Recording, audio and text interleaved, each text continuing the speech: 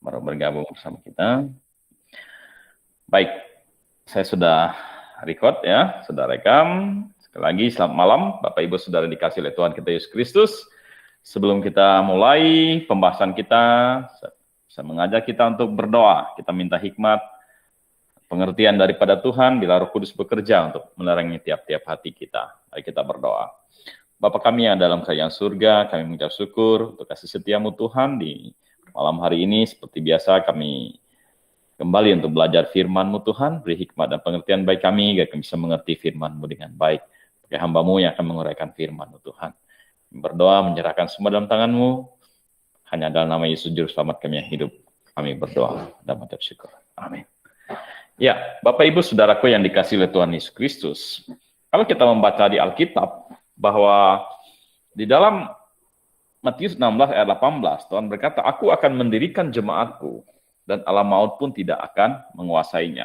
Jadi Tuhan begitu memperhatikan jemaatnya. Sampai-sampai di situ dikatakan, dan alam maut pun tidak akan menguasainya. Itu janji Tuhan. Dia menjaga, dia menyertai, dan dia memberkati jemaatnya. Mengapa? Karena jemaat adalah program Tuhan. Gereja atau jemaat adalah program Tuhan di masa dispensasi sekarang ini. Bahkan di dalam Efesus berkata bahwa jemaat itu digambarkan tubuh Tuhan. Di Galatia juga digambarkan tubuh Tuhan, dan Tuhan adalah kepalanya. Ya, tidak ada kepala yang tidak memperhatikan tubuhnya. Nah, oleh sebab itulah kita percaya bahwa segala sesuatu tentang gereja, ya, itu sudah Tuhan berikan konsep-konsepnya. Jadi ada konsep-konsep tentang kapan berdirinya gereja, konsep tentang ordinansi dalam gereja, termasuk dalam hal kepemerintahan ya, atau pejabat dalam gereja.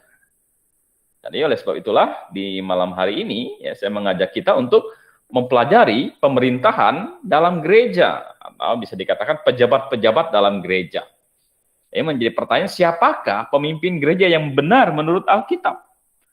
Pendeta, penetua, majelis, diaken, atau hal-hal yang lain.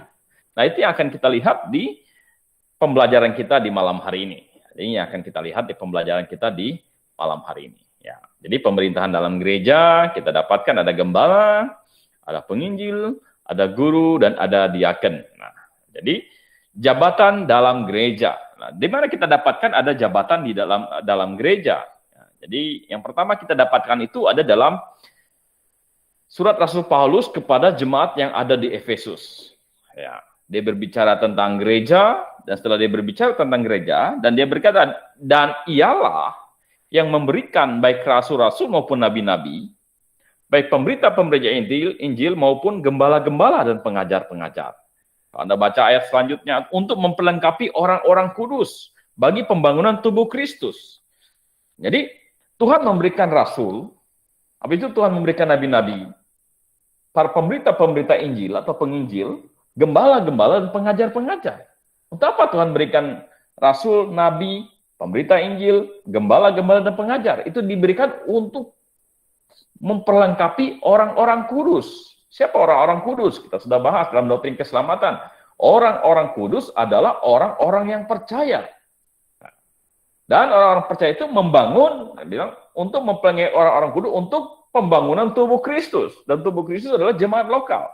Jadi Tuhan memberikan rasul, nabi, pemberita Injil atau penginjil, gembala-gembala dan pengajar-pengajar merupakan jabatan di dalam sebuah jemaat lokal.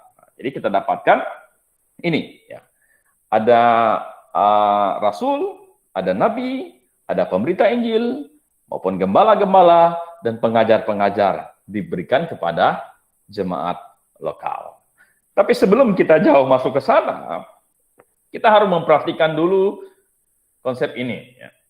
Sebenarnya kalau kita membaca Alkitab, kita dapatkan ada 3 sebutan untuk satu jabatan. Ya, jadi ada 3 sebutan untuk satu jabatan.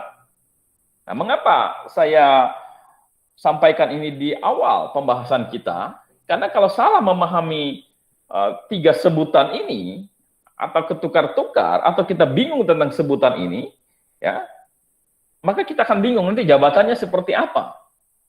Dan ini yang terjadi dalam banyak gereja. Ya. Mereka kurang memahami konsep 3 sebutan ini nanti, ya, sehingga ada satu kekacauan ya, dalam jabatan-jabatan ini. Ya. Apa saja itu? Ya. Yang pertama adalah dikatakan ada gembala. Ya, gembala itu dari bahasa Yunani, poimen, ya, itu gembala. Atau ada lebih penilik, episkopos. Dan ada namanya penatua, presbiteros. Nah, Bapak Ibu Saudaraku yang dikasih oleh Tuhan Yesus Kristus, ketika kita membaca Kisah Para Rasul, itu kita membaca lagi Titus, kita membaca juga dalam 1 Petrus, kita dapatkan ada istilah gembala, sebentar lagi disebut penilik. Ada penilik, sebentar lagi dia disebut penatua. Gitu. Nah, mana yang benar? Ini penilik, gembala, atau penatua? Nah, rupanya kita dapatkan sebenarnya ini adalah 3 sebutan untuk satu jabatan. Yaitu jabatan pemimpin dalam gereja. Kadang-kadang dia disebut gembala, kadang-kadang disebut dengan penilik, kadang-kadang dia disebut dengan penatua. Tapi itu mengacu kepada satu jabatan, yaitu orang yang memimpin di dalam sebuah jemaat lokal. Bapak Ibu Saudara akan dikasih oleh Tuhan Yesus Kristus. Coba kita lihat ayat-ayatnya, ya. Itu penting sekali. Kenapa? Karena saya katakan tadi bahwa ada orang bingung, ya. Di gereja mereka ada gembala, juga ada penilik, ada penatua. Siapa yang penatua? Ya, karena ada kata tua-tuanya, jadi orang-orang tua yang di jemaat itu yang dijadikan penatua. Atau karena tua tuh ada kata tua, ini jadi penatua, jadi yang tua maksudnya yang senior di situ, yang lama. Jemaat-jemaat awal itu diangkat untuk menjadi penatua. Tapi tidak tahu tugas penatua apa gitu. Akhirnya dikasih jadi penasehat. Maksud penasehat apa? Ya penasehat gembala mereka gitu, atau pendetanya gitu kan. Nah, jadi kalau ada masalah dalam jemaat, ada yang menasihati. Kadang-kadang karena dia tidak memahami firman Tuhan, nasihatnya pun keluar dari prinsip firman Tuhan, sehingga apa? Sehingga terjadilah keputusan yang kadang-kadang bertentangan dengan firman Tuhan karena mendengar kata penatua-penatua yang tanda kutip hanya karena tua-tuanya. Padahal kita bilang sebenarnya ini adalah 3 sebutan untuk satu jabatan. Nah, dari mana kita bisa simpulkan itu? Ya karena kita dapatkan di ayat-ayat firman Tuhan. Ya, misalnya, ya, di dalam Kisah Para Rasul pasal 20 ayat 17 dikatakan begini. Karena itu ia menyuruh seorang dari Miletus ke Efesus, ya ini Rasul Paulus ya, dengan pesan supaya para penatua jemaat datang ke Miletus. Jadi ada para penuntut jemaat itu supaya datang ke Miletus. Dan ada banyak pesan-pesannya sampailah di ayat 28 ya. Karena itu ya, jagalah dirimu, maksudnya Paulus bilang, para penatua ini jagalah dirimu. Dan jagalah apa? Jagalah seluruh kawanan. Kawanan apa? Maksudnya kawanan domba. Gitu. Ya, kenapa? Karena mereka dipercayakan penatua ini untuk menjaga kawanan domba. Ya. Mengembalakan. Ya. Karena kamulah yang ditetapkan Roh Kudus menjadi penilik. Nah, jadi penatua tugasnya adalah untuk menjaga kawanan domba. Karena para penatua ini ditetapkan Roh Kudus menjadi apa? Menjadi penilik. Gitu. Jadi penatua, penilik ini sama gitu. Untuk apa? Penilik ini, penatua ini dijadikan penilik. Penilik ini tugasnya apa? Ya ini tadi menjaga kawanan domba untuk mengembalakan jemaat Allah yang diperolehnya dengan darah anaknya. Nah, jadi sebenarnya ini adalah 3 sebutan untuk satu jabatan. Di ayat 17 dikatakan supaya para penatua. Apa tugas para penatua? Jagalah dirimu dan jagalah seluruh kawanan. Ya, ada kawanan yang dipercayakan dipimpin oleh para penatua itu. Kenapa itu? Karena kamulah yang ditetapkan Roh Kudus menjadi penilik. Nah, jadi penatua mengembalakan disebut juga penilik. Untuk apa penilik? Untuk mengembalakan jemaat Allah yang diperolehnya dengan darah anaknya sendiri. Jadi kadang-kadang disebut penatua, kadang-kadang disebut penilik, kadang-kadang disebut gembala. Ya, jadi sebenarnya adalah 3 sebutan untuk satu jabatan. Nah, ini penting sekali. Nah, coba kita lihat ayat-ayat lain lagi ya, yang menjelaskan bahwa sebenarnya penatua, penilik, dan gembala itu adalah 3 sebutan untuk satu jabatan, yaitu jabatan seseorang yang memimpin di dalam sebuah jemaat. Ya. Misalnya di dalam Titus 1 ayat 5 sampai 7. Ya, coba kita lihat ya. Yang saya kasih warna merah. Aku telah meninggalkan engkau di kereta dengan maksud ini, supaya engkau mengatur apa yang perlu diatur. Nah, tugas penilik tadi kan mengatur gitu. Dan supaya engkau menetapkan penatua-penatua di setiap kota seperti yang telah kupesankan kepadamu. Jadi menetapkan para penatua untuk mengatur gitu. Yakni orang-orang yang tak bercacat, ini syaratnya, yang mempunyai hanya satu istri, yang anak-anaknya hidup beriman dan tidak dapat dituduh karena hidup tidak senonoh atau hidup tidak tertib. Terus, sebab sebagai apa penatua ini? Pengatur rumah Allah, seorang penilik jemaat. Nah, jadi penatua itu pengatur rumah Allah, yang di dalam kisah para Rasul 20 ayat 28 tadi tugasnya mengembalakan. Dan juga dia disebut sebagai apa? Sebagai penilik jemaat. Harus tidak bercacat, tidak angkuh, bukan pemberang, bukan peminum, bukan pemarah, tidak serakah. Nah, ini adalah syarat-syarat menjadi penatua. Dan kalau Anda baca dalam 1 Timotius pasal 3, dari ayat 7 dan seterusnya, itu juga adalah syarat bagi seorang penilik sama. Kenapa? Karena memang ini adalah 3 istilah yang dipakai silih berganti untuk mengacu kepada satu jabatan, yaitu jabatan pemimpin dalam sebuah jemaat, atau yang memerintah dalam sebuah jemaat. Ya, jadi ada penatua, ada penilik, ada gembala, itu hanyalah 3 sebutan. Tapi orangnya satu, gitu, orangnya satu. Terus, di mana lagi ada ayatnya? Coba kita lihat ya. Di dalam 1 Petrus pasal 5 ayat 1 sampai 2 dikatakan, aku menasihatkan para penatua di antara kamu, aku sebagai teman penatua dan saksi penderitaan Kristus, yang juga akan mendapat bagian dalam kemuliaan yang akan dinyatakan kelak. Jadi, Petrus bilang, aku menasihati para penatua di antara kamu, aku sebagai penatua, sebagai teman penatua. Jadi, si Petrus ini juga adalah penatua. Dan apa tugas penatua di sini? Ya, Anda baca di ayat 1, bilang, aku menasihatkan para penatua di antara kamu, aku sebagai teman penatua dan saksi penderitaan Kristus, yang juga akan mendapat bagian dalam kemuliaan yang akan dinyatakan kelak.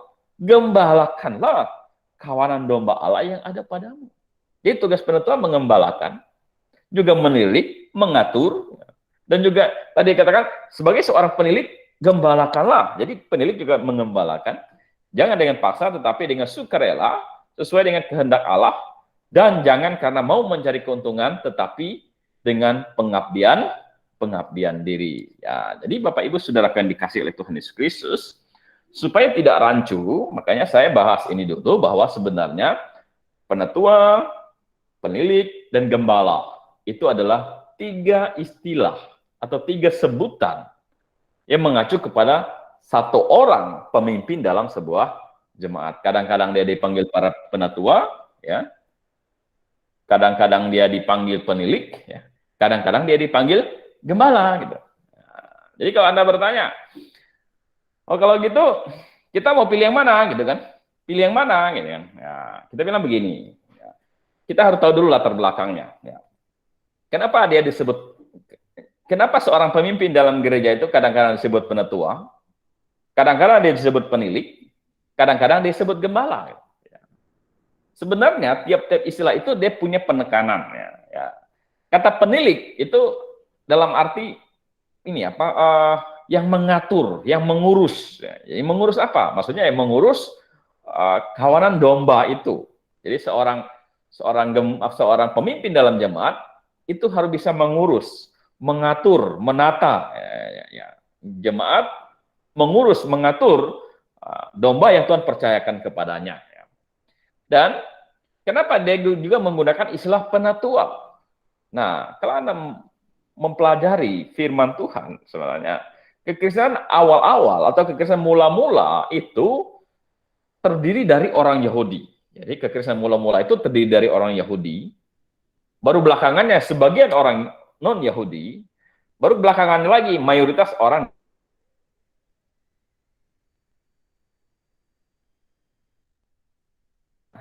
Ya, Yesus dengan murid-muridnya itu terdiri dari mayoritas orang Yahudi. Gitu. Dan di orang Yahudi itu, gitu, mereka punya pandangan bahwa orang yang memimpin atau tokoh yang ditokohkan itu adalah pemimpin mereka. Yang ditokohkan atau orang yang memimpin itu adalah disebut dengan tua-tua. Ya. Kalau Anda boleh baca di Alkitab, misalnya gini, Siapa pemimpin orang Yahudi? Karena ada orang Saduki, orang Farisi, dan para tua imam, ya imam-imam kepala, dan para tua-tua. Para tua-tua. Nah, dan para tua-tua ini memang mereka dianggap senior, dianggap dituakan, yang punya pengaruh gitu. Ya itu adalah pemimpin mereka gitu. Nah, sehingga konsep itu tadinya itu dimasukkan ke dalam kekristenan awal-awal, menganggap bahwa pemimpin itu adalah orang yang dituakan. Dituakan bisa jadi karena memang sifatnya adalah senior, atau dia dituakan secara rohani. Ya, mungkin usianya belum tua, tapi secara rohani dia lebih senior gitu, lebih mantap gitu. Nah, makanya biasanya mereka awal-awal mereka sebut dengan penatua atau yang senior yang dituakan di dalam sebuah jemaat. Nah, ketika masuk orang-orang non-Yahudi masuk, maka mereka menggunakan istilah penilik dan juga istilah gembala. Nah, kalau bertanya, kira-kira kita mau pakai yang mana? Ya, pakai tiga-tiganya silih berganti, gitu ya, boleh-boleh saja, tidak salah. Karena Alkitab memang menggunakan istilah itu, 3 istilah itu secara silih berganti, itu yang pertama.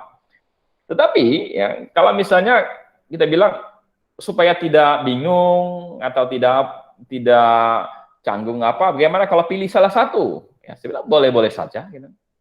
Kalau misalnya, tapi kalau kita pilih salah satu, supaya misalnya tidak rancu dan sebagainya, harus konsisten. Gitu. Kalau misalnya pemimpin dalam jemaat kita sebut dia adalah penatua, ya udah panggillah dia penatua. Terus. Ya. Atau kalau kita panggil dia penatua, ya berarti tidak usah panggil dia penilik, tidak usah panggil dia gembala. Atau kita bilang kita panggil dia penilik, ya udah kalau gitu tidak usah panggil dia penatua, tidak usah dipanggil dia penilik. Atau kita panggil dia gembala, berarti kalau gitu tidak usah panggil dia penatua, tidak usah dia panggil penilik, ya panggillah dia gembala. Intinya kesepakatan jemaat bagusnya yang mana? Atau lebih suka yang mana? Ya, penatua, pemimpinnya dipanggil penatua, pemimpinnya dipanggil dengan penilik, atau pemimpinnya dipanggil dengan gembala. Ya, tetapi kita bilang bahwa ketiga-tiganya boleh. Nah, tetapi kalau misalnya kalau saya bilang saya lebih suka istilah gembala. Ya, maksudnya kalau saya lebih suka istilah gembala, bukan berarti bahwa yang lain istilahnya kurang bagus, tetapi karena ada banyak gambaran di dalam Alkitab tentang gembala. Pertama, Tuhan Yesus dikatakan dia adalah gembala agung. Ya, Tuhan Yesus adalah gembala agung. Dia bilang, akulah gembala yang baik. Jadi Tuhan Yesus menggambarkan dirinya gembala. Dan orang-orang yang mengikuti dia digambarkan sebagai domba. Kadang-kadang orang percaya juga digambarkan sebagai domba. Ingat, Mazmur 23, Daud bilang, Tuhan adalah gembalaku, takkan kekurangan aku. Daud memposisikan dirinya sebagai domba dan Tuhan sebagai gembalanya. Nah, ketika Tuhan Yesus mau naik ke surga, dia bilang kepada Petrus, Petrus anak Yohanes, apakah engkau mengasihi aku? Bilang, ya aku mengasihi engkau. Dia ulangi sampai 3 kali. Setiap kali Petrus jawab, dia bilang apa? Gembalakanlah domba-dombaku. Setiap kali Petrus jawab, dia bilang, gembalakanlah domba-dombaku. Siapa yang dimaksud dengan domba-domba itu? Yang dimaksud dengan domba-domba itu adalah murid-murid Tuhan Yesus bersama dengan orang-orang percaya yang segera akan ditinggalkan oleh gembala agung itu Tuhan Yesus. Maka dia mencari pengganti daripada gembala, yaitu jadi sebagai si Petrus sebagai pengganti. Petrus, kamu ada gembala, dan kamu mengembalakan domba-dombaku. Orang-orang percaya ini domba-dombaku, dan kamu adalah gembalanya. Jadi, kita bilang bahwa ada banyak indikasi bahwa Tuhan Yesus menyatakan dirinya gembala. Orang percaya juga digambarkan sebagai domba, yang bukan kambing, tapi domba. Gitu. Dan ketika Tuhan Yesus mau naik ke surga, dia bilang, Petrus anak Yohanes, kalau engkau sungguh mengasihi aku, gembalakanlah orang-orang yang percaya kepadaku, yang mengikuti aku selama ini, nah kamulah yang pimpin mereka di muka bumi ini. Jadi kita bilang, kalau saya sendiri secara pribadi, lebih suka misalnya kata gembala, karena itu banyak indikasinya di dalam Alkitab. Karena penatua juga ada, penilik juga ada, tapi gembala jauh lebih banyak. Dan hari ini, secara umum, orang juga lebih banyak mengenal istilah gembala dibandingkan dengan penilik atau penatua. Tapi terserah jemaat pilih yang mana, mayoritas jemaat pilih yang mana, itu tidak ada masalah. Karena 3-3 itu adalah 3 istilah untuk satu jabatan, yang kadang-kadang digunakan secara silih berganti. Ya, oke ya. Jadi, baik kita akan lanjutkan ke jabatan dalam gereja. Ya, tadi kita sudah dapatkan di dalam Efesus pasal yang keempat, ayat 11, dikatakan bahwa dialah yang memberikan rasul-rasul, nabi-nabi, ya, baik pemberita-pemberita Injil, penginjil, maupun gembala-gembala dan pengajar-pengajar. Jadi pemberian Tuhan bagi gereja siapa? Yang pertama adalah rasul, yang kedua adalah nabi, yang ketiga adalah pemberita Injil atau penginjil ya. Jadi penginjil, gembala, dan guru. Nah, jadi dari kelima ini, bagian rasul dan nabi ini adalah jabatan yang khusus untuk peletakan dasar kekristenan. Maksudnya apa? Ya, coba kita lihat ya. Nah, gereja dibangun di atas kesaksian nabi dan rasul. Nah, berdasarkan Efesus pasal 2 ayat 20, bahwa gereja dibangun di atas dasar para rasul dan para nabi. Dengan Kristus Yesus sebagai batu penjuru. Jadi, jabatan rasul dan jabatan nabi itu adalah jabatan dasar. Ya, dasar daripada kekristenan. Sedangkan Kristus itu batu penjurunya. Batu yang paling dasarnya adalah Kristus. Ya, rasul-rasul dan nabi itu ya, di atas Kristus dibangun ya. Dan rasul dan nabi ini sebagai dasarnya gitu.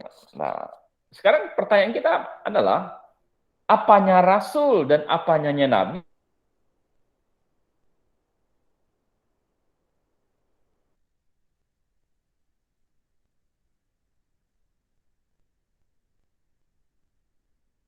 Batu penjuru. Jadi jemaat itu dibangun di atas apanya rasul dan apanya para nabi.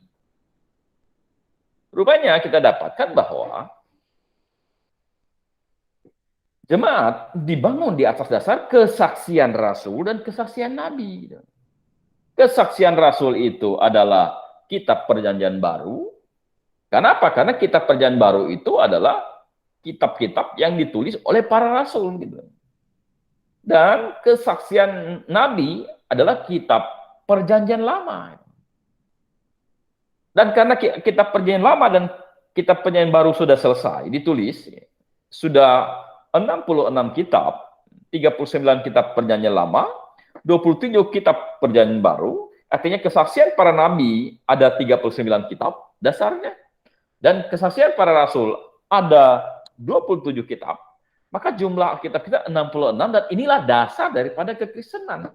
Yesus Kristus sebagai batu penjurunya, yang dibangun di atas dasar Yesus Kristus. Gitu. Nah, karena tugas mereka sudah selesai, ya, kesaksian mereka juga sudah selesai, bahkan sudah ditulis, gitu, ya. Maka sekarang tidak ada lagi rasul dan tidak ada lagi nabi, gitu. Karena tugas mereka sudah selesai. Dan nabi-nabi dan rasul-rasul juga sudah tidak ada lagi, gitu. Ya, sudah tidak ada lagi. Ya, maka hari ini sebenarnya tidak ada lagi rasul-rasul, gitu. Bahkan ketika para rasul ingin menggantikan dari 12 rasul, kan ada satu orang yaitu Yudas Iskariot yang mengkhianati, akhirnya bunuh diri. Dari 12 sisa 11 orang. Nah, ketika mereka ingin menggantikan rasul Yesus Kristus gitu, untuk menggantikan si Yudas, maka dipilihlah ya, satu orang namanya Matias. Tapi apa syaratnya? Anda baca Kisah Para Rasul pasal 1. Yang bersama-sama dengan kami sejak baptisan Yohanes sampai Yesus naik ke surga. Jadi kalau syarat seorang rasul itu adalah mulai dari baptisan Yohanes sampai Yesus naik ke surga. Artinya menyaksikan Yesus Kristus mulai dari baptisan Yohanes sampai Yesus naik ke surga. Kalau bukan itu, dia tidak layak untuk menjadi rasul. Bahkan rasul-rasul pun sudah meninggal semua. Yang paling terakhir adalah Yohanes di Pulau Patmos, kira-kira tahun 90-an, ya, antara 95 sampai 98-an gitulah. Ya, dia meninggal di Pulau Patmos. Maka kesaksian rasul dan kesaksian nabi sudah ada, maka hari ini tidak ada lagi nabi dan tidak ada lagi rasul. Tinggal apa? Tinggal gembala, pemberita Injil, dan guru. Ya, jadi sekarang tinggal apa lagi? Ya, tinggal pelayanan bersifat rohani. Ada gembala yang bisa disebut penilik juga, bisa disebut penetua tadi.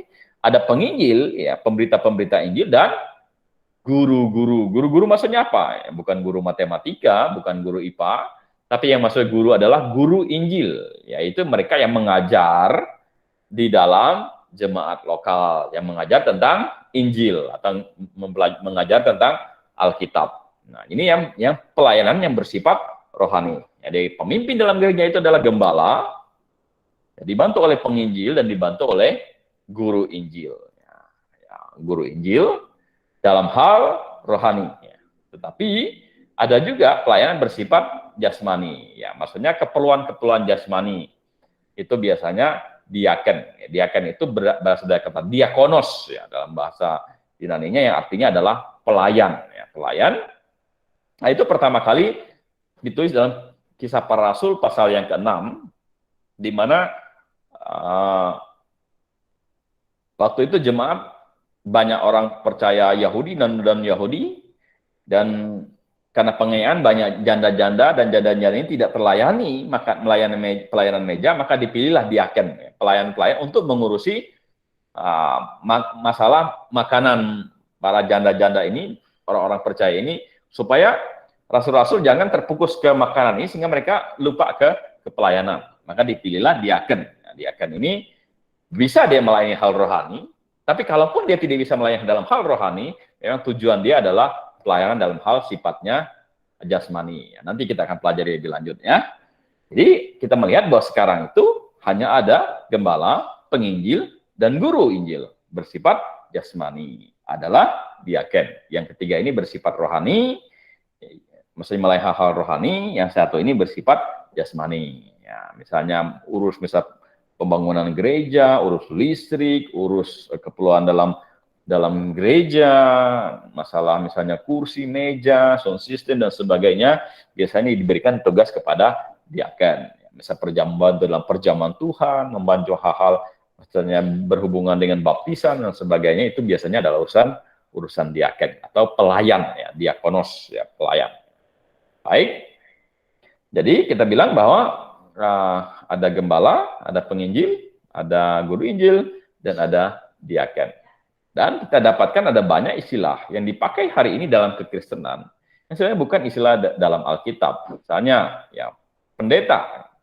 Kita buka Alkitab, bolak-balik buka Alkitab, kita tidak menemukan ada istilah pendeta.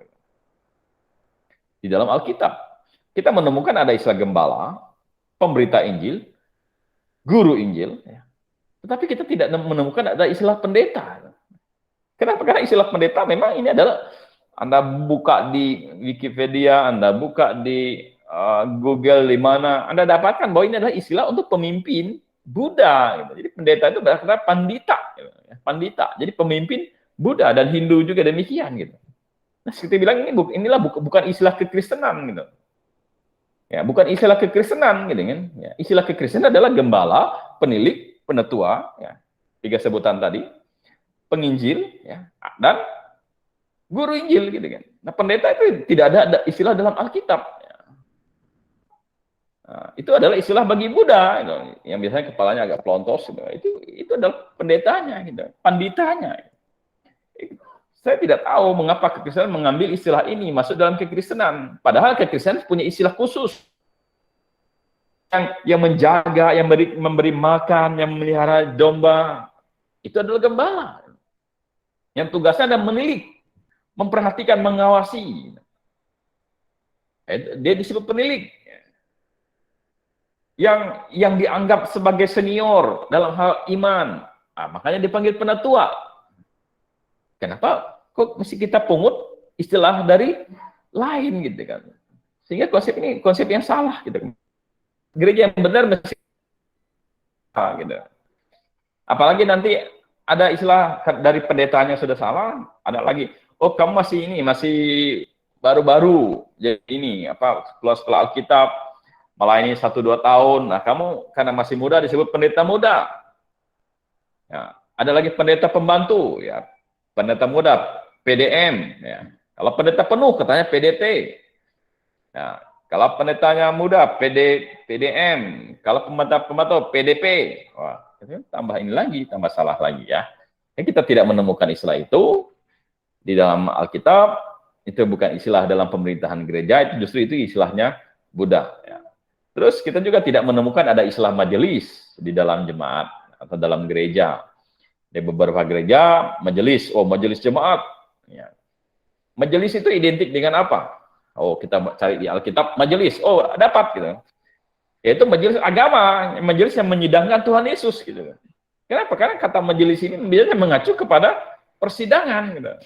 Nah, karena mereka menggunakan istilah majelis, jadi kayak diangkatlah di gereja itu sebagai seorang penyeimbang ya. Penyeimbang yaitu majelis. Ya, sebagai ini apa? Yang kayak legislatif lah, gitu. Legislatif kayaknya gitu. Kalau yang pendetanya atau gembalanya eksekutif, yang bisa mengawasi, bisa mengontrol, gitu. Bisa mengatur, ya. Gajinya gembalanya bisa mengatur, pelayanan gembalanya juga bisa. Kalau gembalanya bermasalah, mereka ada yang tidak sesuai dengan kehendak mereka bisa pindahkan, bisa keluarkan dan sebagainya, gitu kan. Jadi seolah-olah mereka punya dari kata majelis ini menggambarkan seolah mereka punya wewenang untuk apa? Untuk legislatif, gitu, mewakili jemaat, ya, untuk menyidangkan gembalanya. Gitu. Padahal kita bilang ini tidak ada dalam Alkitab, gitu. Pemerintahan gereja yang ada pendeta, tidak ada yang namanya majelis, gitu. Itu tidak alkitabiah, tidak sesuai dengan prinsip-prinsip Alkitab. Karena itulah jemaat yang benar harusnya tidak menggunakan itu. Ya. Tetapi untuk di Indonesia, ya istilah ini sudah begitu terkenal, baik di kekristenan, bahkan di non-Kristen, pokoknya yang pemimpin gereja, pendeta, ya. Yang pemimpin Katolik, pastor, misalnya, dan sebagainya ya. Itulah itu tidak alkitabiah. Ya, kalau begitu, kita bilang bahwa apa syarat seorang bisa menjadi gembala? Ya. Apa syarat seorang bisa menjadi gembala? Ini penting sekali, ya penting untuk seorang calon gembala supaya dia tahu dia itu layak atau tidak untuk menjadi seorang gembala itu. Yang pertama, yang kedua, penting kita mengetahui syarat gembala atau syarat seseorang yang akan memimpin dalam jemaat sebagai jemaat supaya kita tahu ini gembala saya ini layak enggak atau calon gembala saya ini layak enggak. Gitu. Nah, layak tidak layaknya berdasarkan apa gitu? Ya tentu berdasarkan syarat yang sudah Tuhan berikan. Gitu. Dan kita dapatkan syarat itu ada di mana? Syarat itu ada dalam 1 Timotius pasal 3 ayat 1 sampai 7. Ya. Di ayat 1 mengatakan, benarlah perkataan ini, orang yang menghendaki jabatan penilik jemaat. Nah, ingat ya, penilik itu sama dengan gembala, sama dengan penetua tadi ya. Makanya di awal saya jelaskan itu. Dia bilang, orang yang menghendaki jabatan penilik jemaat, atau orang yang ingin menjadi gembala, menginginkan pekerjaan yang indah. Jadi karena ini adalah pekerjaan indah, ya, maka syaratnya juga tentunya tinggi. Gitu ya. Apa syaratnya? Yang pertama, karena itu penilik jemaat haruslah seorang yang tak bercacat. Nah, jadi yang pertama adalah penilik jemaat haruslah seorang yang tak bercacat. Nah, tak bercacat ini maksudnya apa nih? Tak bercacat fisik misalnya. Wah, harus sempurna. Kayak orang mau tes jadi tentara. Ya, tes menjadi polisi, harus tes semuanya, giginya apa semuanya harus bagus, apa begitu? Tidak, ya, tidak. Ini tidak berbicara masalah kecacatan fisik ya. Tapi sebenarnya ini berbicara masalah kecacatan moral ya, kecacatan moral. Ya. Nah, jadi seorang penilik jemaat haruslah seorang yang tak bercacat secara moral. Ya, kalau tak bercacat fisik ya boleh-boleh saja ya. Tetapi ini ya. Kalau dia cacatnya tidak bisa bicara, memang nggak bisa, susah. Jadi gembala kalau tidak bisa bicara, bagaimana dia berkhotbah itu? Ya, atau dia tidak melihat, ya dia agak susah untuk ini membaca dan sebagainya. Ya, tetapi di luar itu ya kecacatan fisik tidak ada masalah. Terus kalau itu tak bercacat ini, tak bercacat maksud dalam hal apa? Tak bercacat di sini adalah maksudnya adalah tak bercacat secara moral. Nah. Jadi seorang penilik jemaat haruslah orang yang moralnya tak bercacat. Nah, lalu ada orang bilang, oh ini kalau tak bercacat secara moral, berarti ini orang suci. Orang suci, orang yang tak berdosa, kalau begitu gitu kan. Kalau orang tak berdosa, baru dia bisa boleh menjadi gembala. Kalau gitu siapa yang bisa memenuhi syarat ini gitu kan. Karena saya yakin bahwa semua orang masih bisa jatuh ke dalam dosa. Walaupun dia sudah percaya, dia masih bisa jatuh ke dalam dosa. Dia masih bisa berdosa. Nah, kalau begitu dia bercacat dong kalau gitu. Nah, maksud ayat ini sebenarnya tidak berkata bahwa seorang penilik jemaat itu adalah orang yang tak bercacat, dalam arti tak bercacat sama sekali dalam hal moral. Tetapi maksudnya ayat ini adalah seorang penilik jemaat itu ketika dia dinilai atau pada saat itu dia tidak bercacat. Pada saat itu dia tidak bercacat. Misalnya, pemabuk bolehlah jadi penilik. Ya kita bilang kalau waktu dia mau jadi penilik masih mabuk ya enggak boleh. Tapi kalau dulu dia pernah mabuk, dulu dia pernah main judi, dulu dia pernah merokok, kan dulu. Tapi ketika dia dinilai sekarang ini, pada saat ini, dia sudah tidak lagi merokok, dia sudah tidak lagi main judi, dia sudah tidak lagi minum minuman keras. Gitu. Ya. Mungkin dulu dia pernah berzina, dulu. Ya. Tapi sekarang sudah tidak lagi. Gitu. Nah, maksudnya tak bercacat ini adalah pada saat ini. Ya.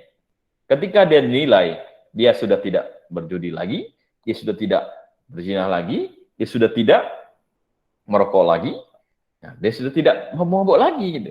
Artinya pemabuk yang bertobat bisa jadi hamba Tuhan. Ya.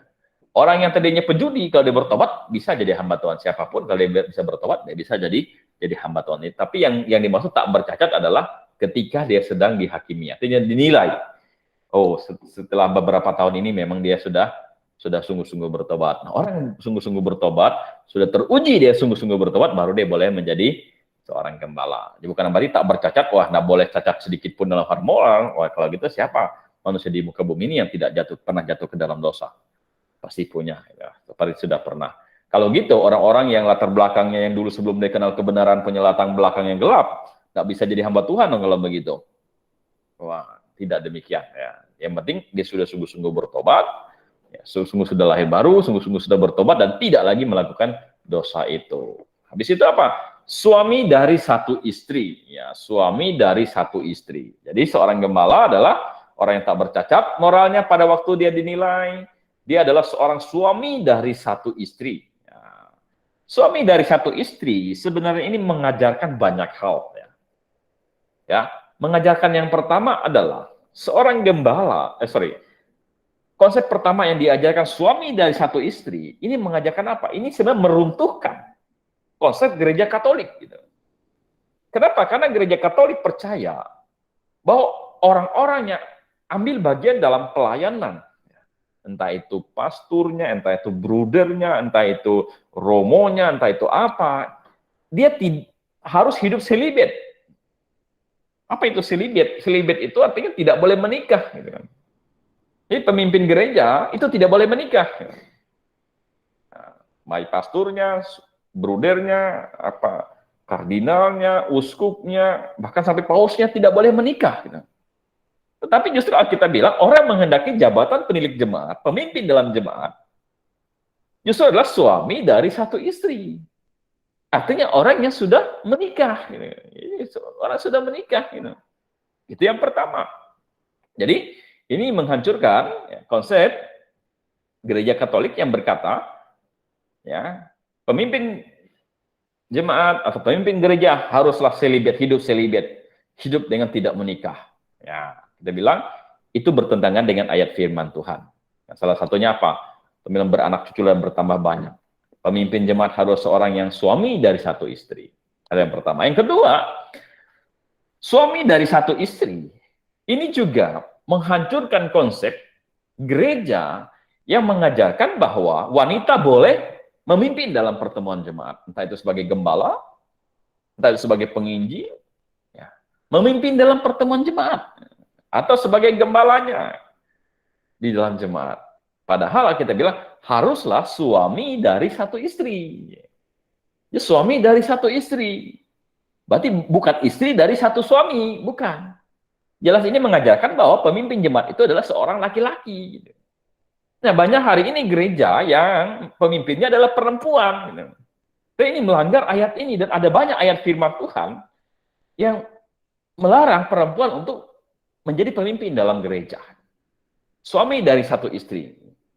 Ya, bukan istri dari satu suami, bukan. Dia bilang suami dari satu istri. Dia harus menikah, dia harus seorang laki-laki. Gitu. Nah, suami dari satu istri ini juga mengajarkan kepada kita bahwa syarat seorang untuk menjadi penilik, bukan saja dia hanya laki-laki, tapi dia adalah laki-laki yang sudah punya istri. Laki-laki yang sudah punya istri. Artinya sudah menikah. Dia seseorang, kalau dia melayani, ya, seorang laki-laki yang mungkin sudah melayani sekian lama, tapi kalau dia belum menikah, dia belum layak untuk menjadi seorang gembala. Kenapa? Karena Tuhan bilang suami dari satu istri. Ini mengajarkan kepada kita gembala haruslah seorang yang sudah menikah. Yang sudah menikah. Gitu. Mereka bertanya, kenapa sih harus orang yang sudah menikah? Gitu.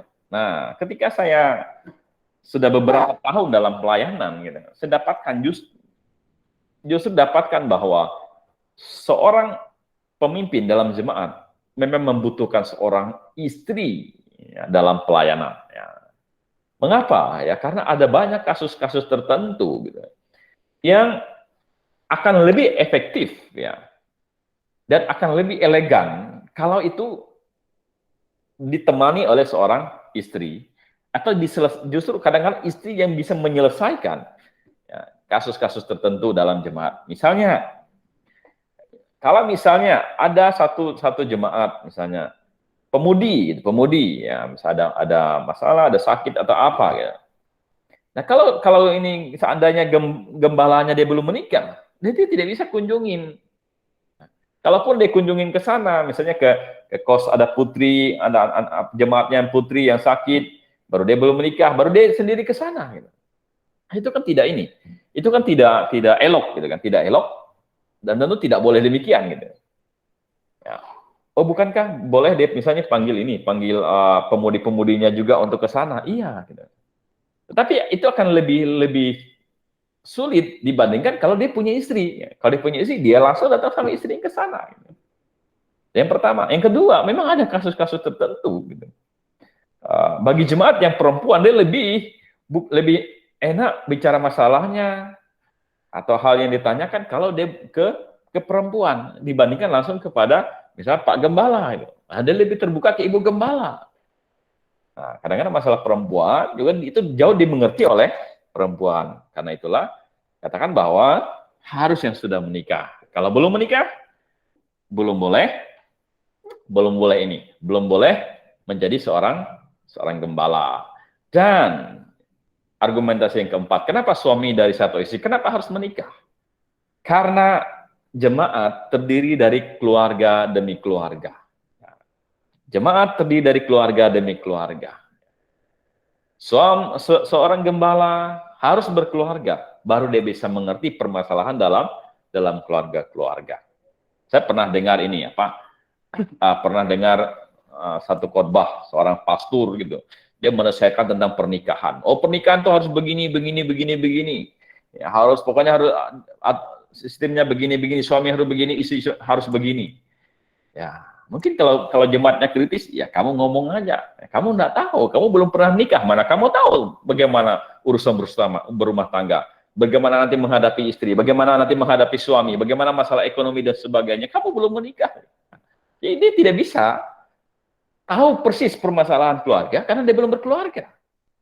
Nah, karena dalam jemaat terdiri keluarga-keluarga, maka perlulah seorang gembala adalah suami dari satu istri. Suami yang sudah menikah. Dan tentu suami dari satu istri juga mengajarkan bahwa ya hanya satu istri, yang tidak boleh dua istri ya. Memang kita Kristen mengajarkan konsep monogami ya. Nah, tapi nanti akan kita bahas ini lebih dalam lagi di halaman-halaman berikutnya. Dapat menahan diri, ya, ini sabar ya. Ya kalau jadi pemimpin jemaat tidak sabar, waduh, bilang ada masalah dikit, main marah-marah, bubar jemaatnya. Bijaksana, ya bijaksana. Bijaksana ini artinya bisa memilih ya mana yang lebih tepat dari pilihan-pilihan yang tepat. Sopan, suka memberi tumpangan ya, Dia suka memberi tumpangan, artinya orang yang murah hati ya. Terus cakap mengajar. Nah ini salah satu syarat seorang gembala itu cakap mengajar, artinya dia bisa mengajar. Ya, dia mengerti firman Tuhan. Dia bisa mengajarkan firman Tuhan, menguasai firman Tuhan. Kalau tidak, dia tidak layak menjadi gembala. bukan peminum. Nah, kekristenan kita bilang segala sesuatu boleh, segala sesuatu halal, tapi tidak mau diperhambakan. Dan alkohol selalu nadanya negatif, karena itu dalam kekristenan kita tidak membenarkan orang minum alkohol, termasuk adalah gembala. Ya, oleh sebab itu kalau perjamuan Tuhan tentu yang tidak mengandung alkohol ya. Jadi bukan peminum. Ya, tak boleh minum alkohol sebegitu, kecuali untuk semacam obat dalam jangka waktu tertentu, tidak terus-menerus. Ya. Bukan pemarah, melainkan peramah. Nah, jadi bukan sedikit-dikit marah, sedikit-dikit marah. Ya. Sedikit-dikit marah, nah, itu tidak boleh. Nah, jadi harus pendamai. Ya. Bukan hamba uang. Ya, ini melayani bukan karena uang. Ya, dia melayani tahu karena ingin menyelamatkan jiwa-jiwa, ini menuntun mereka dalam kebenaran untuk membawa mereka kepada keselamatan. Itu sebenarnya tujuan, bukan hamba uang. Ya. Bukan hamba uang, apalagi seorang kepala keluarga yang baik, disegani dan dihormati oleh anak-anaknya. Nah, jadi karena suami dari satu istri, maka dia ada seorang kepala keluarga yang baik.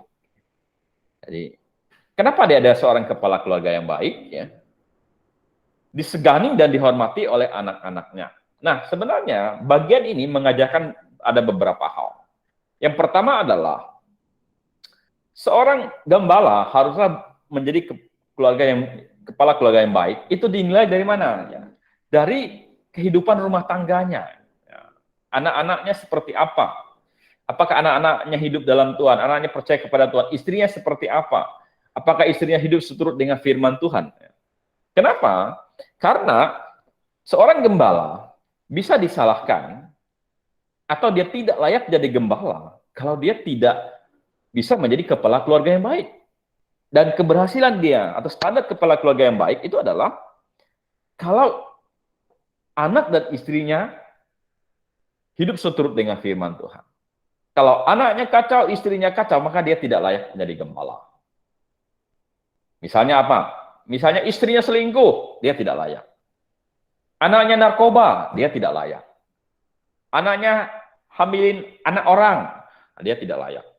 Anak orang hamilin anaknya dia, juga tidak layak. Artinya, dia tidak bisa membimbing anaknya, dia tidak bisa membimbing istrinya. Ini lingkupnya kecil. Ini lingkup satu keluarga. Kalau satu keluarga ini dia tidak bisa urus, anaknya dia tidak bisa urus, istrinya dia tidak bisa urus, maka dia tidak layak untuk memimpin jemaat Allah yang terdiri banyak-banyak keluarga. Gitu. Nah, satu keluarga aja kamu kacau, bagaimana bisa kamu memimpin banyak keluarga? Gitu. Nah, pokoknya keberhasilan hamba Tuhan, benarnya tidaknya seorang hamba Tuhan, lihat dari anak-anaknya. Ya, lihat dari anak-anaknya, lihat dari istrinya. Dia bisa dipersalahkan karena itu. Kalau anaknya kacau, dia tidak layak. Istrinya kacau, dia tidak layak. Kalau pamannya kacau, bagaimana?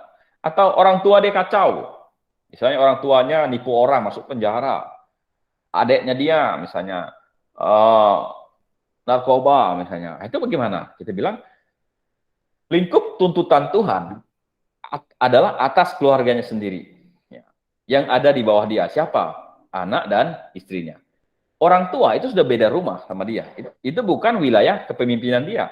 Adiknya dia itu bukan wilayah kepemimpinan dia. Itu kepemimpinan orang tuanya. Pamannya apalagi gitu.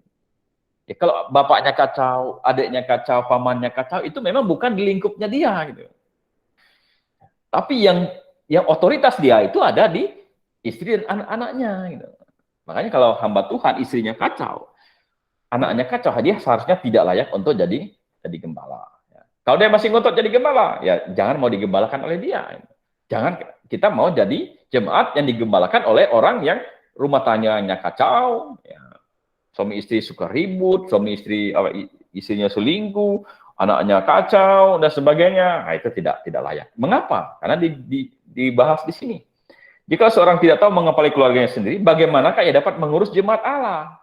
Maksud Tuhan adalah kamu yang satu keluarga kecil ini aja kamu tidak bisa urus dengan beres. Ya. Kamu tidak bisa bimbing dengan benar. Bagaimana kamu bisa membimbing jemaat Allah? Jemaat Allah itu terdiri dari banyak keluarga. Satu aja kacau, apalagi yang banyak. Tapi kalau yang satu ini sudah benar, baru yang lain bisa diurus. Kenapa? Karena begini. Sebenarnya seorang hamba Tuhan, ya, yang paling tahu kehidupan dia itu siapa? Anak dan istrinya. Jemaat mungkin tahunya banyak ketika hari Minggu, atau ketika kebaktian, ketika di mimbar, atau ketika pimpin nyanyi, atau ketika bertemu. Tetapi, siapa yang paling tahu tentang kehidupan hamba Tuhan itu? Ya anak dan istrinya. Karena pada hari mulai bangun, sampai tidur lagi, mereka hidup bersama. Tahu apa ini orang munafik. Apa ini orang hamba uang. Ya. Apa ini lain di mimbar, lain di rumah. Ya. Wah, di mimbar bilang harus mengasihi, harus sabar, apa. Tapi di rumah marah-marah sama anak istrinya, pukul anak, pukul istri, dan sebagainya. Apa begitu? Ya anak dan istrinya yang paling tahu. Gitu. Kenapa mereka bisa memberontak? Karena mereka melihat beda di mimbar dengan beda di rumah. Ya. Sehingga apa? Sehingga mereka tidak taat, sehingga mereka memberontak, dia tidak bisa menjadi teladan dalam rumah tangga. Ya. Jadi, seorang kepala keluarga yang baik dihormati dan oleh anak-anaknya, disegani dan dihormati oleh anak-anaknya. Jika seorang tidak tahu mengeplik keluarga sendiri, bagaimanakah ia dapat mengurus jemaat Allah? Terus, jangan ia seorang yang baru bertobat. Nah, jadi gembala itu jangan baru bertobat. Kenapa baru bertobat? Karena begini, karena orang baru bertobat itu ada namanya kasih mula-mula. Oh, kasih mula-mula. Kasih yang menggebu-gebu, kasih yang semangat. Oh, ini benar. Ini Alkitabiah, ini benar. Ya, saya harus menjadi pelayan Tuhan. Saya mau jadi gembala. Ya. Rupanya dalam perjalanan ada masalah ini, ada masalah itu. Satu jemaat dengan satu lagi bermasalah. Wah, suami istri ada masalah harus diselesaikan. Wah, kok banyak masalah begini ya? Wah, pusing lah. Kalau gitu saya tidak mau. Nah, jadi kenapa? Karena dia belum terbukti. Ini hanya kasih mula-mula, yang karena dia belum tahu. Makanya jangan seorang yang baru bertobat. Ya, jadi lihat, terbukti, teruji, menghadapi masalah 1, masalah 2, masalah 3, berbagai macam masalah, dia tetap setia, tetap konsisten, ya, tetap pada komitmen untuk melayani Tuhan. Nah, itu baru boleh diangkat menjadi seorang gembala. Jangan yang baru bertobat. Saya ingat di Indonesia ada seorang preman, masuk Nusa Kembangan. Wah, katanya bertobat, diangkat jadi pendeta. Habis itu apa? Masalah lagi, dibunuhnya. Timnya dia bunuh orang lagi. Wah, padahal sudah diangkat jadi pendeta. Baru bertobat di tahanan, langsung diangkat jadi pendeta. Wah, akhirnya apa? Bunuh orang lagi, masuk lagi sekarang. Gitu. Baru bertobat, jadi belum terbukti. Jangan, ya, harus betul-betul sudah terbukti. Agar jangannya menjadi sombong dan kena hukum iblis. Hendaklah ia juga mempunyai nama baik di luar jemaat, agar jangan digugat orang dan masuk dalam jeratan iblis. Jadi jatuh dalam jeratan ini. Hendaklah ia mempunyai nama baik di luar jemaat. Jadi dia baik di dalam jemaat maupun di luar jemaat punya nama baik. Nah, itu adalah syarat seorang gembala. Nah, dengan demikian, sebenarnya kita bisa menilai apakah kita layak nggak jadi gembala, itu yang pertama. Harus cakap pengajar, bukan orang baru bertobat, suami dari satu istri, dan tak bercacat dan sebagainya. Yang kedua, pada saat yang sama, kita juga harus bisa menilai, ini gembala saya ini layak nggak jadi gembala. Nah, kalau dia tidak layak jadi gembala, sesuai dengan syarat-syarat ini, saya tidak mau digembalakan oleh orang yang tidak sesuai dengan syarat firman Tuhan. Jadi kita menilai gembala kita. Ini cocok nggak jadi gembala? Kalau enggak, protes. Saya tidak mau jadi gembala saya. Gitu. Nah, dan kalau dia tetap mau jadi gembala, jangan mau digembalakan oleh dia. Misalnya pindah ke gereja yang benar gitu kan, yang gembalanya sesuai dengan Alkitab. Ya, oke, ya. Coba kita lihat, ini adalah syarat gembala. Nah, dari situ tadi kita bisa melihat bahwa Alkitab berkata, gembala itu haruslah seorang laki-laki, suami dari satu istri. Ya. Nah, harus laki-laki, harus suami. Ya. Karena itulah kita bilang bahwa adalah tidak benar kalau hari ini ada pemimpin dalam jemaat yang adalah perempuan. Ya. Kenapa? Karena itu bertentangan dengan syarat yang sudah Tuhan tentukan. Yang kedua, Tuhan tidak mengizinkan perempuan menjadi gembala, karena dia harus laki-laki gitu. Ada bertanya, ada nggak ayatnya yang berkata bahwa perempuan tidak boleh menjadi pemimpin di dalam jemaat? Oh, ada, kita bilang. Coba lihat ini, ya. 1 Timotius pasal 2 ayat 11 sampai 12. Seharusnya lah perempuan berdiam diri dan menerima ajan dengan patuh. Ya. Aku tidak menginginkan perempuan mengajar. Ini dalam konteksnya pertemuan jemaat ya. Dan juga tidak menginginkan memerintah laki-laki. Hendaklah ia berdiam diri. Jadi, dalam 1 Timotius pasal 2 ayat 11 sampai 12 dengan tegas berkata, seharusnya perempuan berdiam diri dan menerima ajaran dengan penuh. Aku tidak menginginkan perempuan mengajar, juga tidak menginginkan memerintah laki-laki. Hendaklah ia berdiam diri. Ia tidak boleh mengajar. Berkhotbah itu mengajar enggak? Mengajar. Memerintah laki-laki, ya. Menindak. Ya, kalau ada yang salah, ditindak. Wah, jadi dia pemimpin atas laki-laki. Ya. Hendaklah ia berdiam diri. Tentu konteksnya di sini adalah dalam pertemuan jemaat. Anda baca dalam 1 Timotius pasal 2, ini konteksnya adalah dalam pertemuan jemaat. Di ayat atas mengatakan bahwa di mana ketika seorang laki-laki menadah tangannya berdoa, nah, dengan tangan tanpa noda, ya. Nah, itu dalam konteks pertemuan jemaat. Ya, jadi aku tidak mengizinkan perempuan mengajar dan memerintah laki-laki. Nah, mengajar itu kan berkhotbah kan mengajar, ya. Memimpin. Ya. Memerintah itu memimpin, gitu, salah satunya. Dan Tuhan tidak menghendakinya. Gitu. Ya, dari ayat inilah suami dari satu istri itu laki-laki. Dan Tuhan tidak mengizinkan perempuan mengajar. Gitu. Oleh sebab itu rasul-rasul mana ada perempuan, semuanya laki-laki. Itu bukan kebetulan. Karena pemimpin itu adalah laki-laki. Gitu kan. Gitu ya. Ya, gembala harus laki-laki. Kenapa? Karena Allah menetapkan laki-laki sebagai pemimpin, baik dalam rumah tangga dan dalam gereja. Jadi, kalau di rumah tangga pemimpinnya adalah laki-laki, maka di gereja pun pemimpinnya adalah laki-laki. Tuhan tuh tidak memutarbalikkan. Di rumah pemimpinnya laki-laki, di gereja boleh pemimpinnya perempuan. Di rumah suaminya jadi pemimpin, sampai di gereja suaminya dipimpin oleh istrinya. Karena istrinya kebetulan adalah pemimpin dalam jemaat. Hak itu kacau gitu kan. Makanya ada yang bilang begini, nanti anaknya bingung gitu. Kalau dari rumah ke gereja itu misalnya jaraknya 2 kilo. Ya. Berarti dari rumah sampai 1 kilo dari rumah itu adalah wilayah kepemimpinan Bapak, karena Bapak ada kepala rumah tangga. Tapi dari selanjutnya itu adalah wilayah kepemimpinan Ibu, karena Ibu adalah pemimpin dalam gereja. Nggak mungkin begitu. Gitu. Jadi anak bingung, ini yang pemimpin yang mana? Gitu. Nah, Allah menetapkan laki-laki sebagai pemimpin dalam rumah tangga dan juga dalam gereja. Mana ayatnya? Ya, mana ayatnya? Nah, ini ayatnya ya. 1 Korintus pasal 11 ayat 3. Tetapi aku mau supaya kamu mengetahui hal ini, yaitu kepala daripada tiap-tiap laki-laki ialah Kristus. Kepala daripada perempuan ialah laki-laki. Jadi laki-laki di Tuhan tempatkan sebagai pemimpin. Sama seperti kepala daripada Kristus ialah Allah. Gitu. Jadi Allah Bapa sebagai pemimpin. Gitu kan. Ini hierarki kepemimpinan. Memang Allah, Bapa, Yesus Kristus, dan Roh Kudus itu setara. Tapi dalam hal kepemimpinan, dia bilang kepala daripada Kristus ialah Allah. Kepala daripada perempuan ialah laki-laki. Nah, bagaimana mungkin Tuhan sudah tetapkan dia sebagai kepala daripada perempuan adalah laki-laki, laki-laki sebagai pemimpin di rumah tangga maupun dalam gereja, di gereja tiba-tiba perempuan memimpin. Jadi kepala. Akhirnya bertentangan dengan rancangan Tuhan. Ya.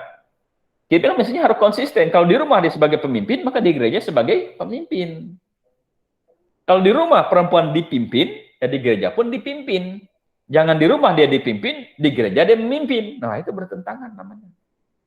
Nah, jadi Bapak Ibu Saudara yang dikasih oleh Tuhan Yesus Kristus, Alkitab menetapkan laki-laki sebagai pemimpin dalam rumah tangga dan dalam gereja. Aku tidak mengizinkan perempuan mengajar. Aku tidak mengizinkan perempuan memimpin dalam pertemuan jemaat. Oke ya. Ya, laki-laki dan perempuan di mata Tuhan. Ya. Ada orang akhirnya bilang begini. Oh, itu kan ini. Itu kan zaman 1 Korintus. Ya. Itu kan zaman 1 Korintus. Kepala daripada perempuan ya laki-laki. Itu kan zamannya Timotius tuh, Efesus tuh. Makanya dikatakan bahwa perempuan tidak boleh memimpin, tidak boleh mengajar dalam pertemuan jemaat. Itu kan katanya zaman di mana, ya nanti kita akan lihat ya. Nah, di mana katanya perempuannya belum berpendidikan, ya. Laki-lakinya sudah berpendidikan. Ya. Kayak misalnya di zaman R.A. Kartini, ya, laki-lakinya sudah boleh sekolah, perempuannya tidak boleh. Makanya R.A. Kartini bersurat-surat, akhirnya buatlah buku Habis Gelap Terbitlah Terang. Nah, perempuan sekarang boleh sekolah. Makanya sekarang perempuan-perempuannya pintar, nah, kalau sudah pintar boleh jadi pemimpin. Nah, ada yang berargumentasi begitu. Ada yang bilang, oh itu budaya patriark. Ya, zaman dulu budaya patriark. Ya, laki-laki. Ya, patriark itu artinya kepemimpinan di laki-laki. Tapi buktinya ada tempat-tempat tertentu kepemimpinan adalah perempuan, katanya. Nah, itu budaya, katanya. Tapi bagaimana? Ya. Ada yang bilang, oh, kalau begitu laki-laki posisinya lebih tinggi dibandingkan perempuan di mata Tuhan. Nah, jadi bagaimana?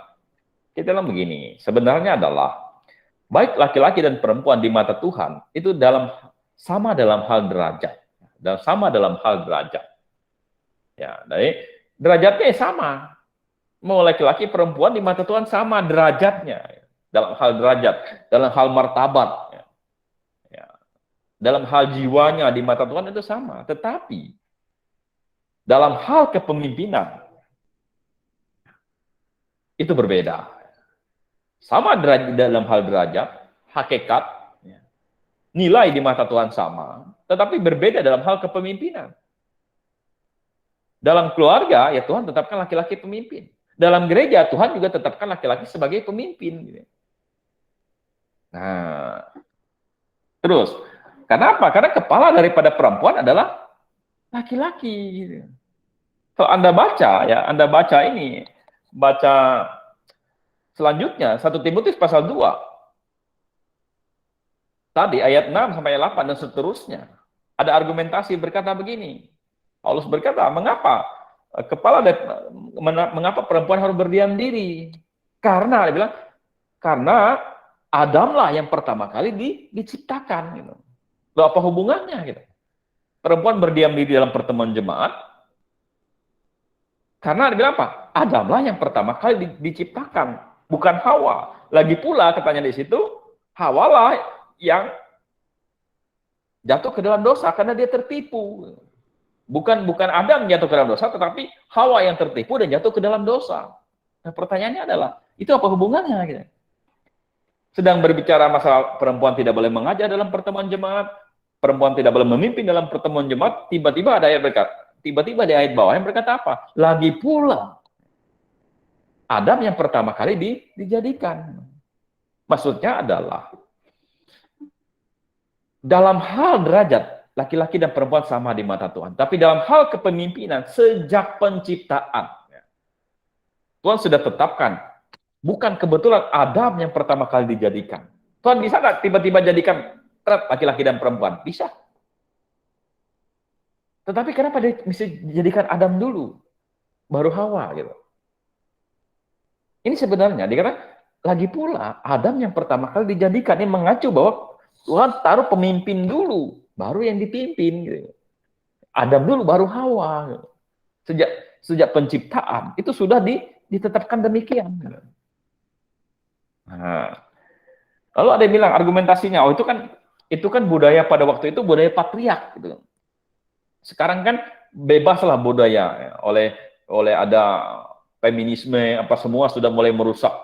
Nggak ada beda laki-laki dan perempuan, semuanya harus sama, sama derajat, sama kedudukan, sama dalam segala hal, dalam pekerjaan, dalam apapun harus sama.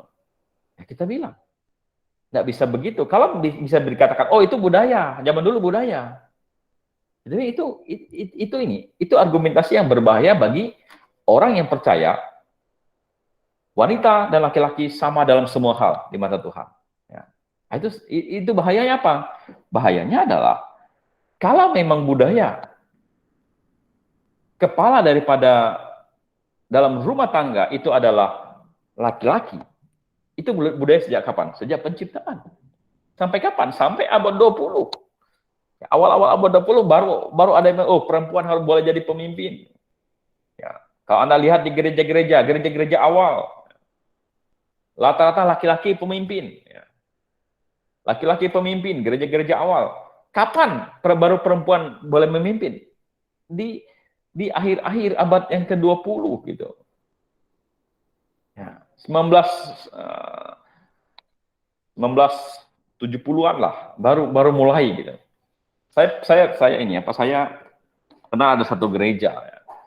Gereja ini didirikan oleh misionaris di Kalimantan, gitu. Didirikan oleh misionaris gitu. Nah, dulunya ini gereja benar bahwa tidak boleh wanita memimpin dalam pertemuan jemaat. Nah, ini benar. Pemimpinnya harus laki-laki. Ya. Misionarisnya pulang, diserahkan kepada gereja orang setempat, orang lokal. Dan lama-lama itu berubah. Tidak boleh pemimpinnya perempuan. Maksudnya dalam berkhotbah. Ya. Tapi kalau memimpin pujian, bolehlah. Memimpin doa, bolehlah. Sudah mulai. Lama-lama, perempuan boleh berkhotbah. Tapi belum ditabiskan. Ini sekitar tahun 90-an. Nah, boleh berkhotbah, tapi belum diangkat menjabat sebagai pemimpin gereja. Sekarang, apa yang terjadi dengan gereja itu? Perempuan boleh menjadi pemimpin. Dan mayoritas pemimpin di gereja tersebut sekarang adalah perempuan. Dari yang tadinya perempuan tidak boleh. Sesuai dengan ayat Alkitab. Tiba-tiba sekarang mayoritas pemimpinnya adalah perempuan. Kita bilang itu abad keberapa? Abad 20 ini. Sejak pengaruh apa? Feminisme. Padahal dari dulu, ya, dari sejak penciptaan sampai abad 19-an, itu masih laki-laki yang memimpin. Makanya kita ingin satu perubahan ya di dalam sebuah gereja. Ya. Terus, kalau begitu, kalau presiden perempuan, bagaimana? Boleh enggak? Atau pemimpin di kantor kita perempuan, boleh enggak? Nah, kita bilang, yang Alkitab atur adalah perempuan tidak boleh memimpin dan mengajar dalam pertemuan jemaat. Kalau presiden kan itu bukan pertemuan jemaat, itu negara. Ya. Kalau direktur itu bukan pertemuan jemaat, itu dia di kantor. Gitu. Ya boleh-boleh saja, ya. Tidak ada masalah, tidak ada masalah ya. Ya pasti ada efeknya sedikit lah. Tetapi tidak ada masalah sama sekali. Itu tidak bertentangan dengan prinsip firman Tuhan. Kenapa? Karena yang tidak mengizinkan perempuan mengajar dan memerintah laki-laki itu dalam pertemuan jemaat. Presiden kan dalam negara, direktur kan di kantor dalam pekerjaan. Kita bilang tidak masalah ya, tidak masalah dalam hal itu. Oke ya. Ya, lalu ada bantahan begini. Dia bilang pada waktu itu perempuan kan belum terpelajar, makanya belum ada gembala perempuan. Sekarang kan sudah terpelajar, banyak lebih pinter, bahkan khotbahnya hebat, lebih bagus. Nah, sekali di khotbah, ada beberapa orang yang bertobat terima Tuhan Yesus oleh khotbahnya. Nah, itu bukankah itu bagus? Nah, itu argumentasi pertama ya. Ya. Dan yang kedua ada pengaruh budayanya.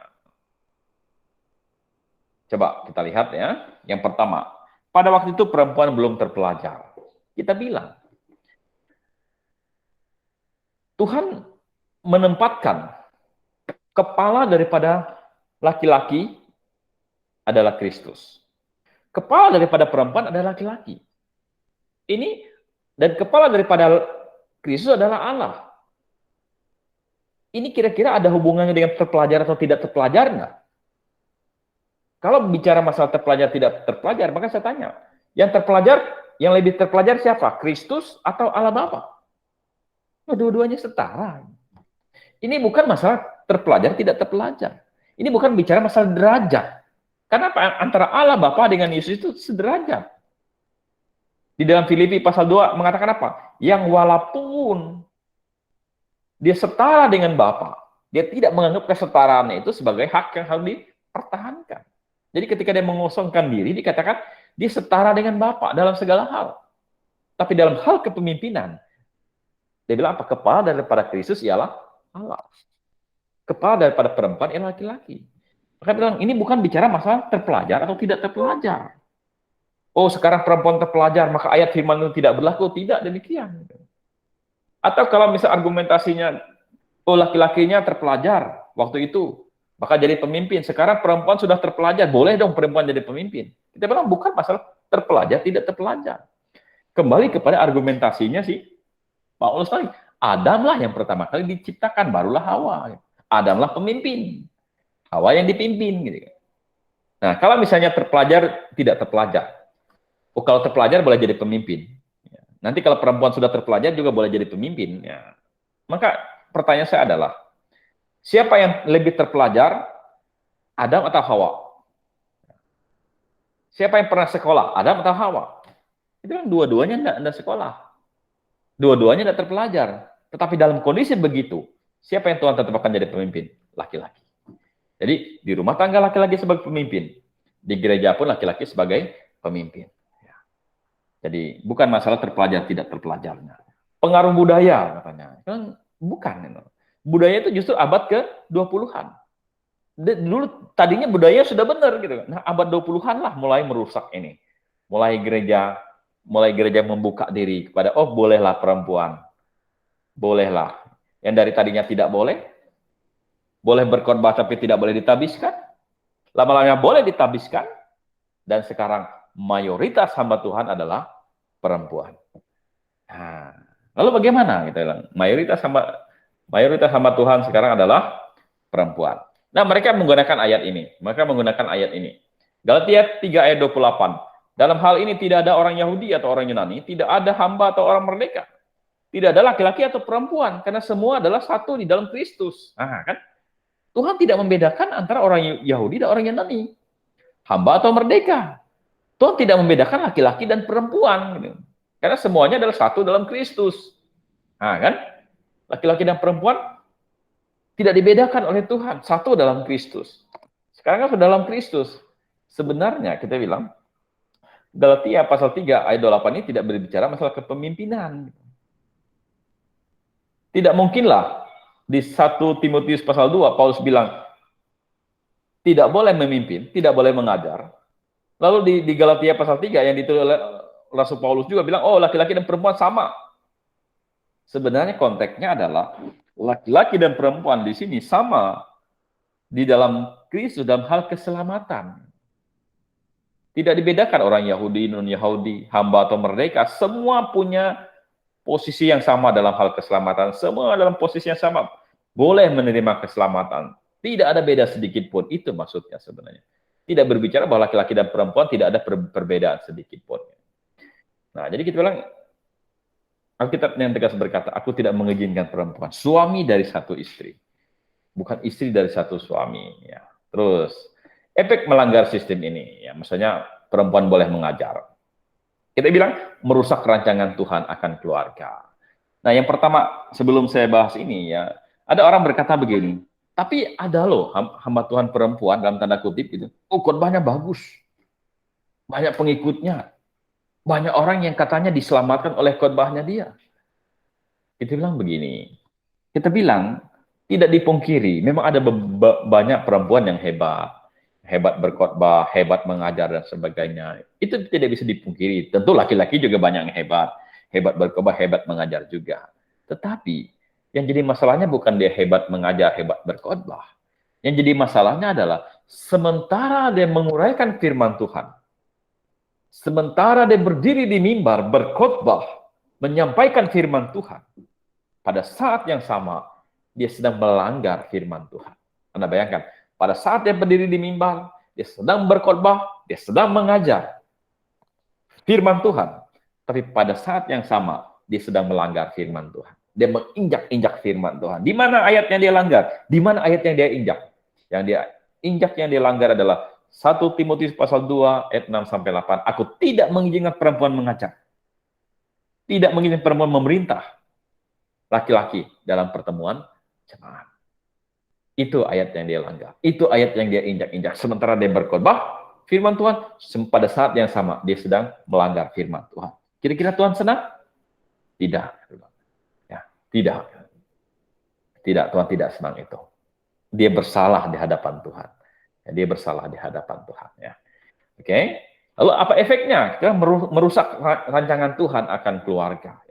Jadi Tuhan sudah katakan kepala daripada laki-laki ialah Kristus. Kepala daripada perempuan ialah laki-laki. Jadi kepala keluarga itu adalah laki-laki. Nah, kalau misalnya ya, seorang perempuan menjadi pemimpin dalam gereja, maka ini merusak sistem. Seperti saya katakan tadi, di rumah ayah sebagai pemimpin, di gereja ibu sebagai pemimpin, anaknya bingung. Ya, lama-lama ibunya lebih dominan gitu, dibandingkan dengan ayahnya gitu. Di pertemuan orang banyak, ibunya lebih dominan karena ibunya pemimpin. Makanya dia bingung gitu. Ini yang pemimpinnya benar yang mana? Gitu. Makanya kalau di anak laki-laki ya, nalurinya laki-laki itu pemimpin. Tapi dia lihat yang pemimpin dominan di rumah, dominan itu adalah ibunya, karena ibunya pemimpin dalam jemaat di gereja. Gitu. Sehingga apa? Sehingga anak laki-laki pengennya seperti ibunya, karena ibunya pemimpin. Nah, sehingga anak laki-laki dari kecil dia pengen nalurinya memimpin, dia pengen jadi seorang pemimpin. Dia lihat yang memimpin siapa? Ibunya. Nah, makanya anak laki-laki dia meniru ibunya. Anak laki-laki niru jalannya kayak ibunya. Cara berpakaiannya kayak ibunya. Rambutnya kayak ibunya. Lama-lama apa? Lama-lama laki-laki ingin jadi perempuan. Yang perempuan apa? Oh, dia lihat kalau di gereja bapaknya manggut-mangut, dikotbahin sama istrinya, bapaknya dikobain sama mamanya mangut-mangut, dengar-dengar apa lebih lembut, apa ibunya galak di depan, oh khotbah dengan galak dan sebagainya, tegur sana tegur sini dan sebagainya. Tadi perempuan, nalurinya apa? Lemah lembut. Oh, dia lihat bapaknya yang lemah lembut. Nah, laki-laki ingin jadi perempuan. Perempuan ingin menjadi laki-laki. Dia lihat bapaknya rambutnya pendek, dia juga rambut pendek. Dia lihat bapaknya pakai jeans, dia juga pakai jeans. Gitu. Jadi dia lihat, jadi perempuan jadi ketomboy-tomboyan, rusak, gitu, rusak rumah tangga. Padahal kita bilang apa? Hai istri, tunduklah pada suamimu. Bagaimana bisa? Di gereja dia dipimpin oleh istrinya. Bagaimana dia bisa? Bagaimana istri tunduk sama suami? Hai suami, kasihlah istrimu. Nah, ini merusak rancangan Tuhan. Terus apa lagi? Merugikan individu tersebut.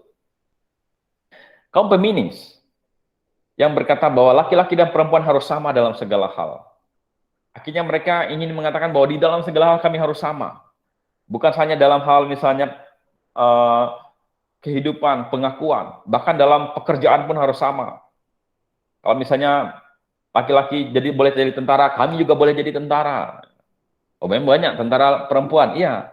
Tapi yang termasuk yang bertempur pun kami siap bertempur gitu. Oh, jadi mereka di depan, itu merugi individu. Dan lihat ya, saya dapatkan satu survei bahwa efek melanggar sistem ini itu merugikan individu tersebut. Kalau ada pemimpin perempuan di dalam gereja, biasanya dia lambat menikah. Ya, saya dapatkan begitu. Kenapa? Karena begini. Karena begini, kalau ada perempuan yang memimpin, ya, misalnya jadi pemimpin dalam gereja, nah siapa yang berani mendekati dia? Ya, pasti harus orang lebih jago lagi. Itu yang pertama.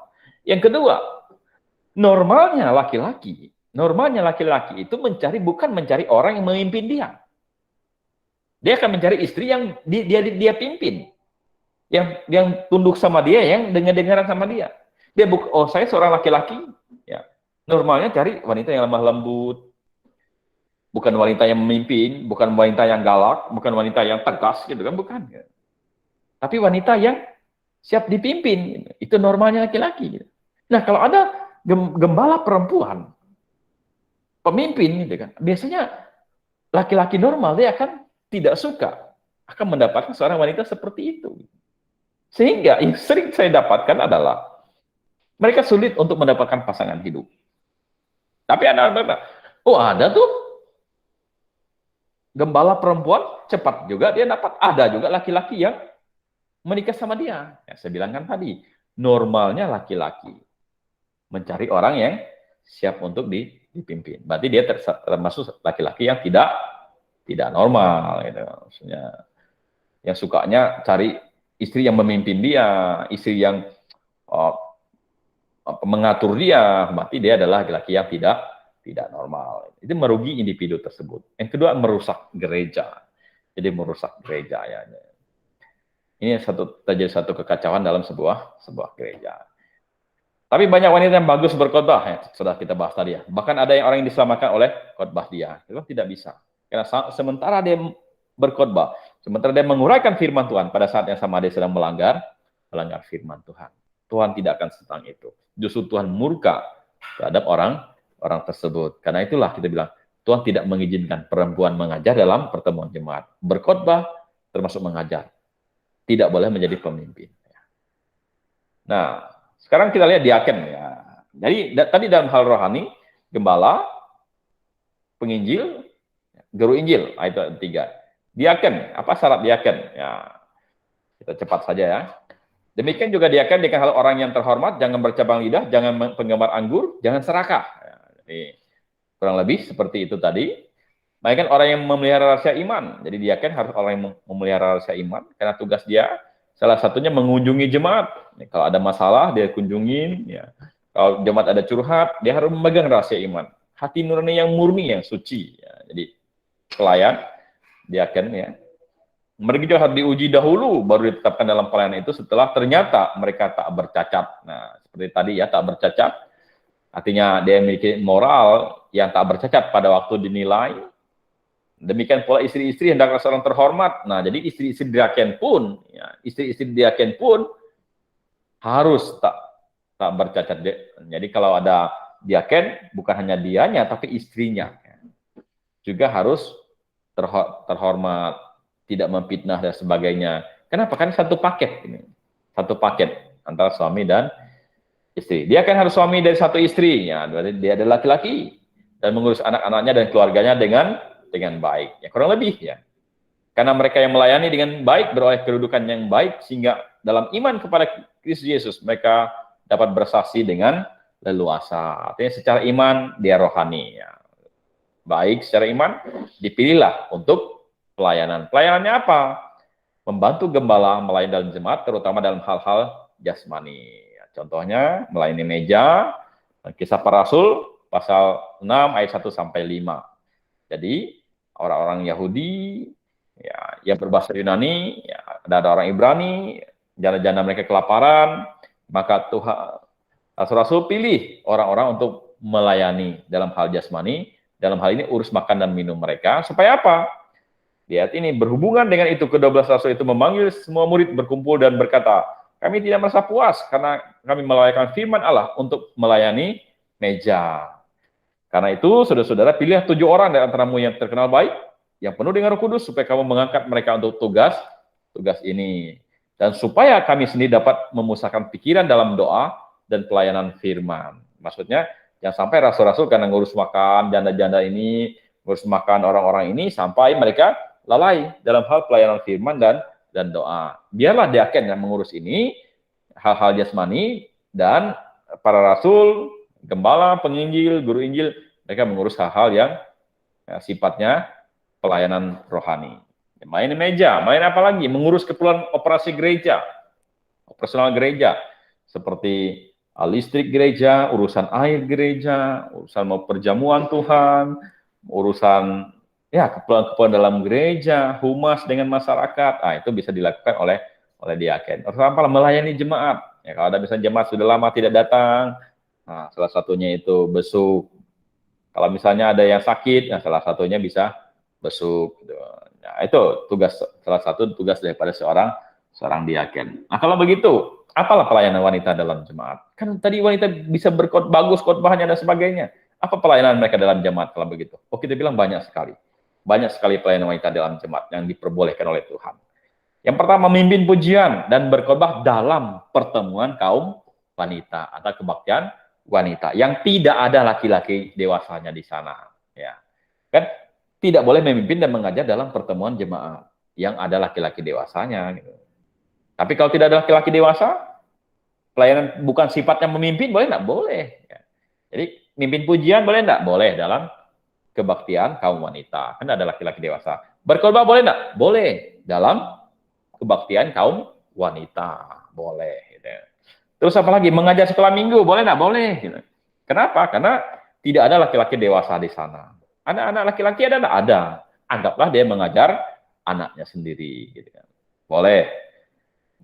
Menjadi pemain musik di gereja boleh enggak? Boleh. Karena itu bukan pemimpin. Ya, bukan pemimpin. Itu memainkan musik. Yang memimpin siapa? Pemimpin pujiannya.